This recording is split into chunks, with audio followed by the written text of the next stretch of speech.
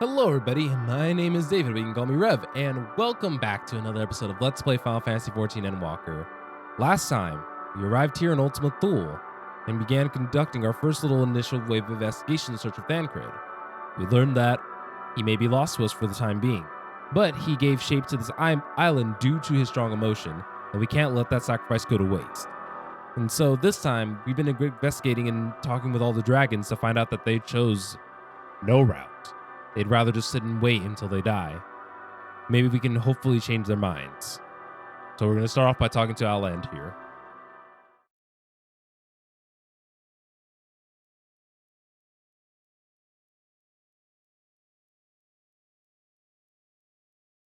He remaineth as he was when I first approached, entombed in melancholy. I see. Perhaps I could... I'll handle this. But he's a dragon after all.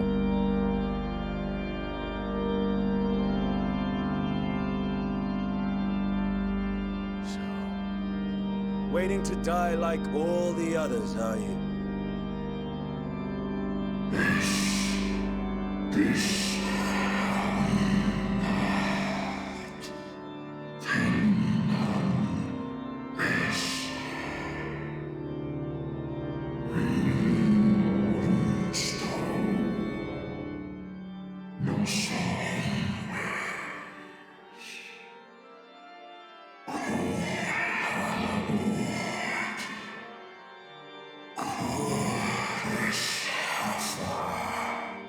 So is that what we saw earlier in the last episode? Just stone dragons? Like, did they actually mean it literally?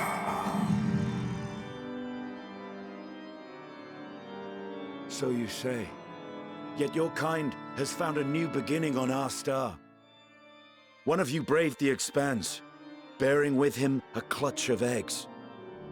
They and their children now rule our skies, their song heard by all.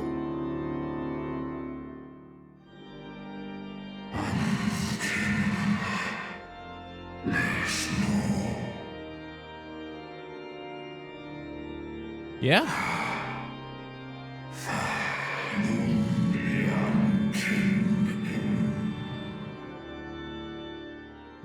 It's a long story.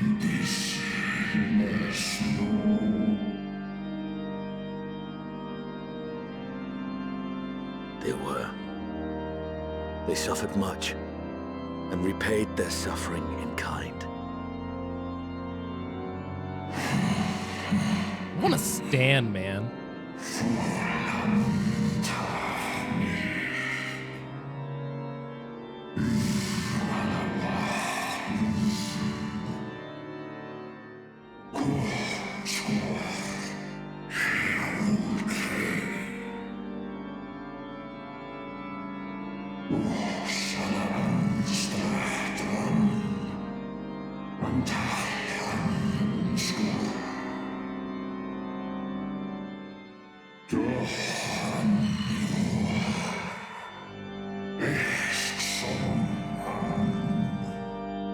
Conflict's a part of life, homie.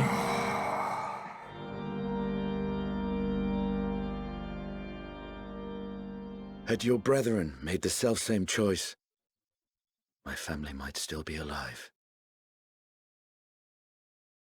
Yet lasting peace does not come to those who simply retreat from conflict. No, you must be willing to confront it, to stare into the face of your foe and see yourself in him.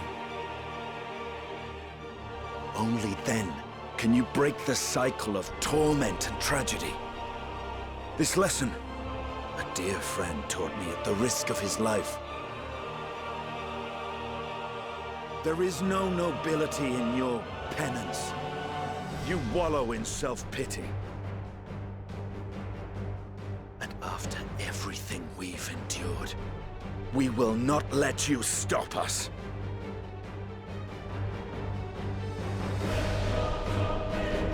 Oh.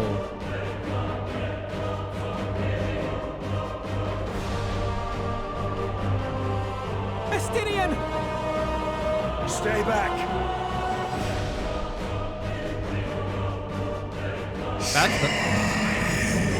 That's some dynamos.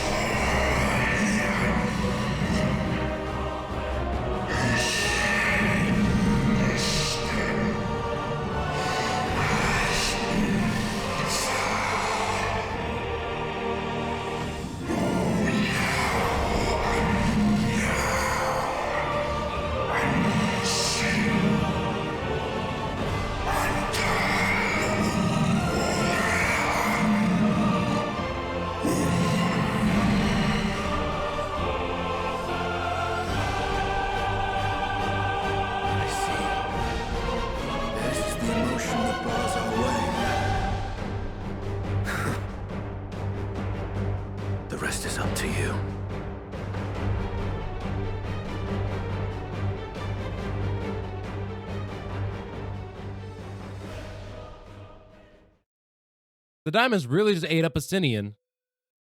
No, not Estinian too.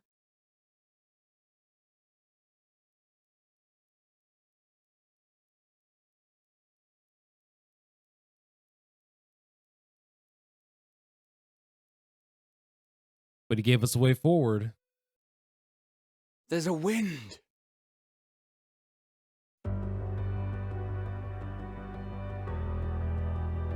He's opened the way for us.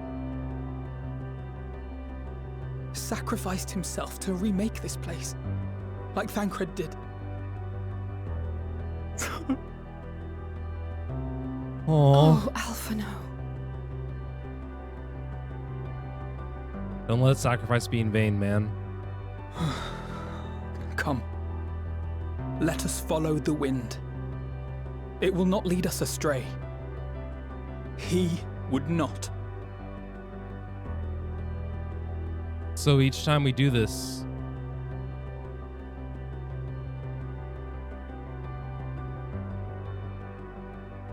bringing slowly just a little bit of more and more life into this place.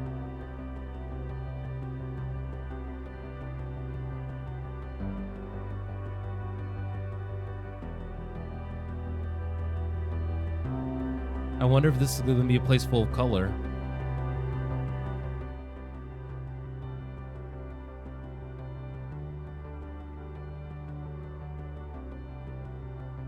For now, all we can do is just follow the wind to keep moving forward, right? I just realized something. The music just got clearer. Like there's like more almost emotion in the music now.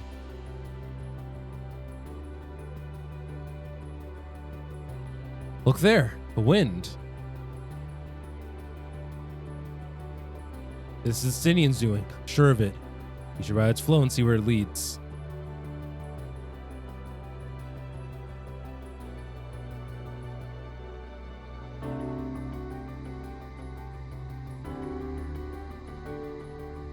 All right. Showing the world just love in the world to live. Like this is gonna line up to be beautiful. I know it.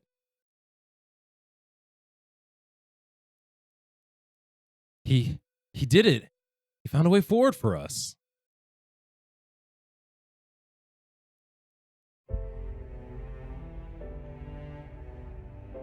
The dragons remained trapped within their prison of their own making, lamenting the horrors of war. Yet Destiny knew them better than the most.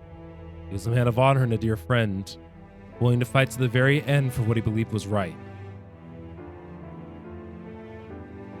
And he's still fighting Alphino, just like their Thancred.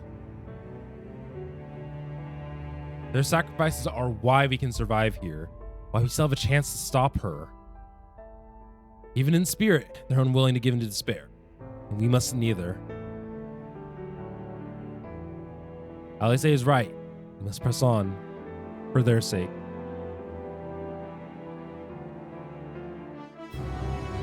I think I know how this is gonna go. And like, I'm excited, but also equally horrified. Also, is anyone else gonna notice that the quest text is like messy? As you're stolen, Alice say, let's continue. Where are we to go now? Notice a change in our surroundings? Perhaps this is the memory of an altogether different world. It would be prudent to learn more of it. Tread carefully, so we lose our footing in the sand. So, if I had to guess, that was like the Heavensward section. So I'd imagine this might be closer to like a Stormblood-esque section. That is my initial guess. Were it not for the violet crystal embedded in the surface, would appear to be an ordinary stone. A curious script has been etched upon them. Alas, it's not a language for which I am familiar. Cannot say I recognize it either. Nor I. The dragons, from what I recall, preserve their knowledge in a song and eschewed their written word entirely. We may assume this is the work of another race, one we have yet to encounter. Young claimed the dragon's world suffered a slow death, seeking the release of oblivion. What life we find here, like not, doth wend its way towards a similar end. What do you suppose is that over there? I'm not sure. It's hard to make out in the distance, but its surface seems to bear the same crystals as this monument. Meaning there might be a chance we may find whoever built the mold. We should have a look over there. Sometimes I just like ad-lib some of these because I either read them too fast or too slow. Nope. Gonna ignore you, big tentacle monster man. What are you guys?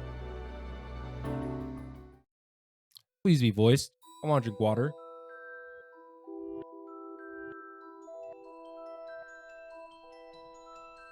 Hail, travelers.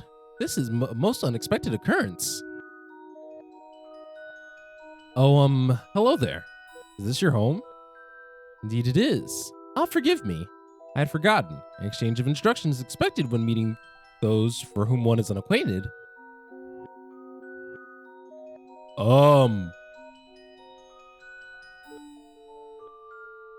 When the vibrations of vocal cords were so required to convey our thoughts and intentions, Ia, I believe, was the pronunciation used when referring to our people. Though it is not entirely applicable given our present state, you're welcome to use this appellation. As for nomenclature to address my individual person, I believe it would be pronounced Kofkogd? Kofkog? Yes. Kofkog Kukod? Kogd? I don't know. We have encountered beings that communicate intermittently through thought, but never one that is wholly without voice. I presume we are having a conversation via the medium of ether, or dynamis, as his face is fused with vast quantities of it. Fascinating in either case. I gather your response to my presence is positive then. That as well. For there's something I wish to ask. Like yourselves, we Ia are aether-based life forms. Therefore, it may be surmised that your bodies are of comparable biological composition to those we once possessed. I have a number of queries regarding your subjective perception of the five senses: sight, sound, taste, touch, and smell. In total, I have prepared 198,712,180,827. That's rather a lot, isn't it? My apologies. I have omitted a great many details necessary to understand the nature of my request. Though we dispensed with our corporal vessels years ago, we have rediscovered a need for the flesh, and have endeavored to recreate our erstwhile forms. However, all pertinent records have been lost due to a passage of time. Take, for example, the nervous system. It is well within our power to recreate, but we have no firm reference for sensations once experienced by our people, which may compromise our ability to interact with our physical environment. And the reason you need to regain your corporal forms. Why? To bring an end to our existence, of course.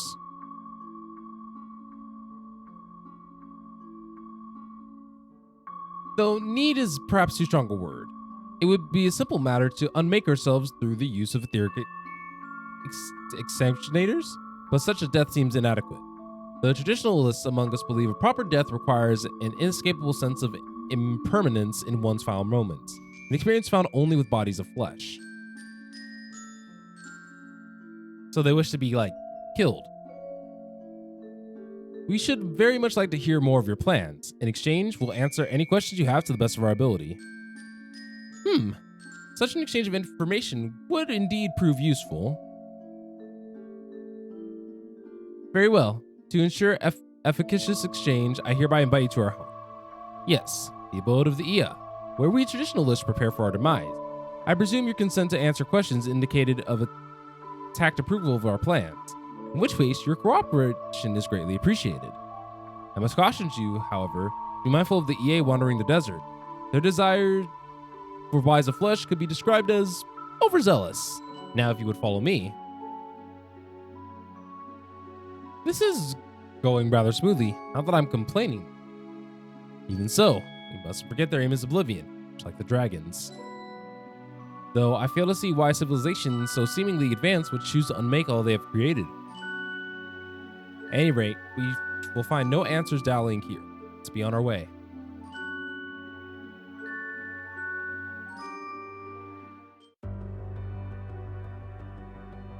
Yeah, I definitely think overzealous is probably the right word, but the EA, they are interesting to look at.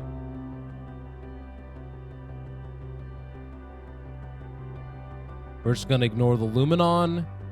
They look kind of weird. I don't like it. I don't approve of it. We're just vibing. Hopefully.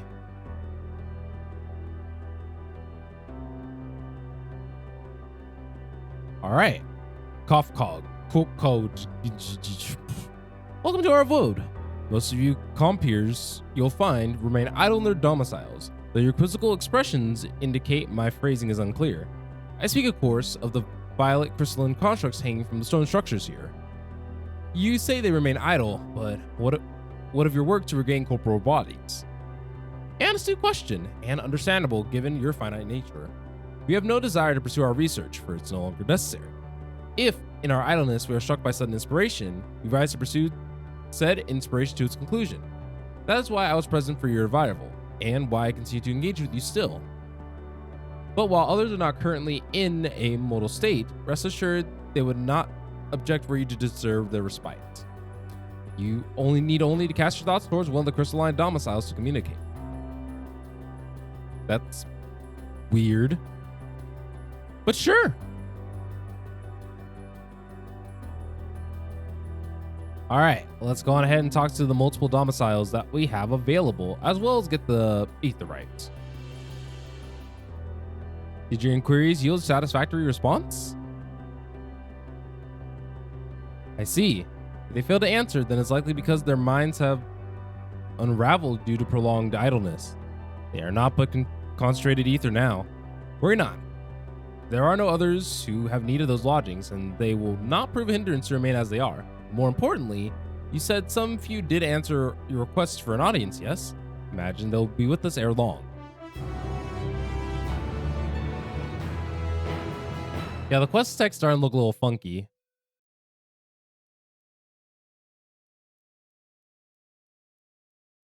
I had no luck, but everyone else fared well enough. Quite a few EA have awakened.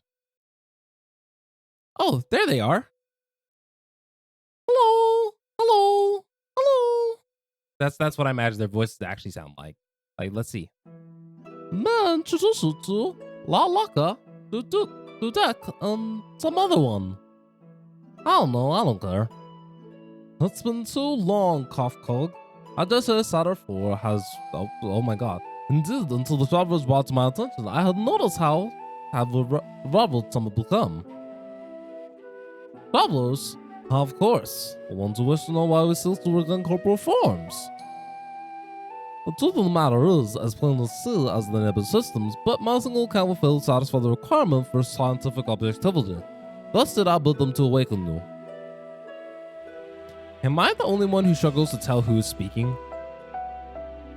Nay, thou art not. In the absence of corporal forms, the divergence they afford, mayhaps the similarity in voice is unavoidable. By the way, Cough Cog, have you already observed the requisite custom for the travelers? That which one is expected to do when receiving guests. A matter of proper form.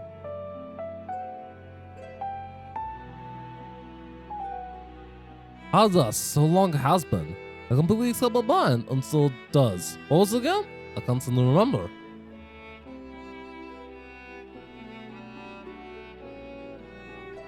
Neither do I. Pity. I was hoping you would. Perhaps we can search for the archives for the answer. Come now, Neenig. The archives have long been frozen, unless we subject ourselves to further dolor. Surely you recover that much. Oh, of course. Food! The customers serve food. Things of flesh, such as they must regularly replenish their ether. By contributing to their replenishment, we communicate our friendly intention. I started losing it towards the end. That's right, that's right! We duly invite you to join us in our communal repast, after which we may engage in leisurely conversation. If we have a chance to learn something, then I see no reason to decline. Excellent. If you care to follow, we shall feast on the purest ether. That voice is tough.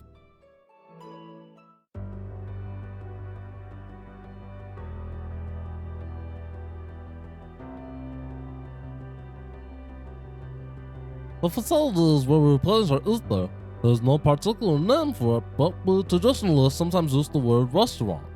Now then, if you take the place with your comrades, the space will soon be awash with purest ether. Please serve as much as you like.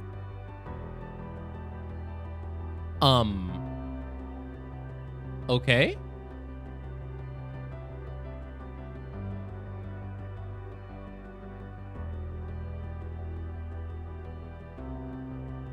Are we just waiting?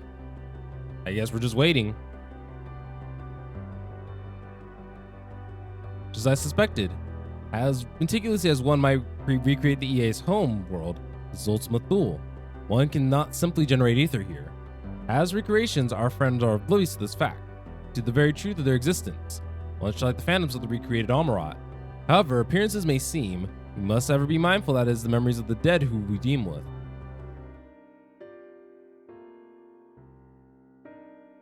So, dissolve it full of ether? Alas, we couldn't absorb it. A deficiency in our forms, it would seem.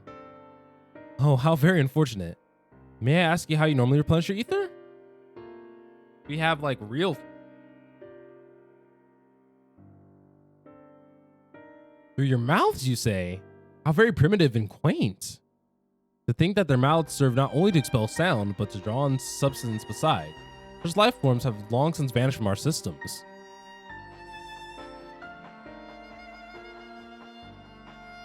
Though we regrettably could not partake of your magnificent feast, rest assured we feel your welcome most keenly. In the course of acquainting ourselves with your sophisticated ways, however, we cannot fail but wonder, wherefore did you wish to attain vessels of flesh and thence to vanish? Will you not favor us with an explanation? You flesh and blood beings are always so hasty. It does have its charm, however. Very well, we shall indulge you. In the beginning, when the EA yet possessed corporal bodies, our ancestors dedicated themselves to the pursuit of knowledge and technological advancement. By understanding all limitations, we believe we could eliminate sorrow and abide in true happiness. From the tangible such as land to the intangible such as labor, there exists myriad hindrances to progress, but the most confining of all was flesh itself. Our natural lifespan was distressingly middling, you see, too short to enjoy unhurried lives, yet too long to be considered disposable. Furthermore, to simply maintain the integrity of our bodies demanded considerable resources. But we managed to solve this problem. After long years, we discovered how to become non-corporal entities with everlasting lives, untroubled by the failures of the flesh. And thus, we changed, we had more time and freedom to continue our scientific pursuits. We went on to make even greater strides in our quest to transcend all limitations, until we decided to challenge the last of them all, the limit of knowledge. That is to say, deciphering the laws of creation. We sought to discover how the universe came into being and explain all the extant phenomena, and thus predict the future. If we could achieve this, we believe that we would be free from uncertainty and anxiety. And did you find the answers you sought?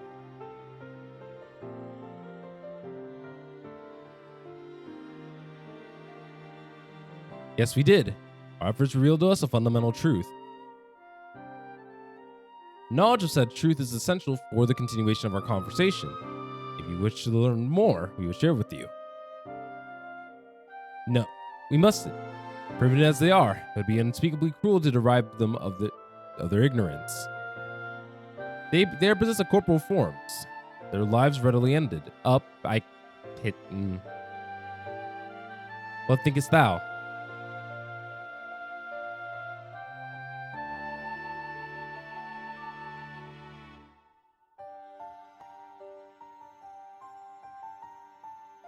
We have deliberated and come to a consensus. If you are resolved to know it, we will disclose the truth we discovered, truth of the universe. Speak to us at the stone pillars just outside of the abode, a place called Elegea. Elegea? Elegea? Elegea? Eleglia? Elephants? Okay. Before we talk to the soul here, I think this is probably a good ending place for this. So thank you guys also very much for watching. Next time, we're going to find out the undeniable truth of the universe. And honestly, that's it for me. Keep the description for my socials and everything. And I will see you guys all in the next one.